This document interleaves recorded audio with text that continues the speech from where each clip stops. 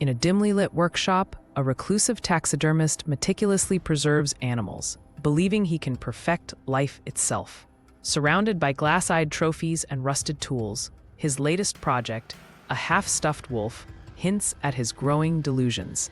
Historically, taxidermy emerged in the 18th century as a way to immortalize nature, but here it twists into a morbid art. The air reeks of formaldehyde, a chemical once celebrated for scientific progress, now symbolizing his decay. The government forcibly recruits the taxidermist to preserve fallen soldiers for propaganda. Military posters plaster the walls, and piles of dog tags clatter as he reads his draft notice. During World War I, nations often glorified death to boost morale, but this task perverts his craft.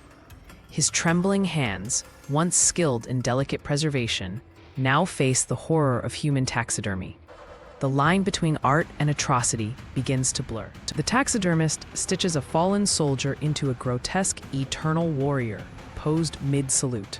Formaldehyde tanks bubble nearby, and a general nods in approval. This mirrors historical instances where war dead were displayed as symbols, like the Soviet Union's embalmed leaders. The soldiers' glass eyes reflect the taxidermist's growing guilt, yet the military demands more. The workshop, once a sanctuary, becomes a factory of nightmares. An assembly line of taxidermied soldiers stretches endlessly, each posed in lifeless battle scenes. Conveyor belts carry stiffened corpses, their uniforms pristine but faces hollow. This mirrors industrial-scale death in wars like World War II, where bodies became statistics. The taxidermist, now a cog in the machine, moves robotically, his soul eroding with each stitch.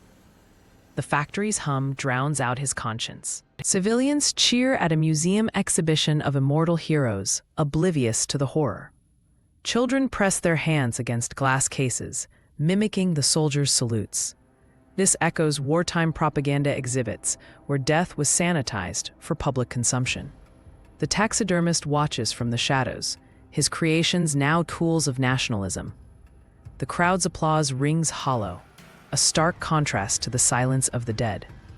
The taxidermist's early animal trophies reanimate, their glass eyes rolling to accuse him. A stag head whispers, and a fox skeleton claws at the floor. This surreal moment reflects his fractured psyche, haunted by the lives he's stolen. Historically, taxidermy was meant to honor nature, but here, it becomes a curse. He flees to the battlefield, seeking escape in fresh carnage. The taxidermist descends into a pit of corpses, his shovel splintering ribs as rain fills empty eye sockets. This mirrors the mass graves of wars past, where identities were erased. He realizes he's become a grave robber, stealing not just bodies, but dignity. The mud clings to him like guilt, and the dead seem to stir beneath his feet. His hands, once precise, now tremble with revulsion.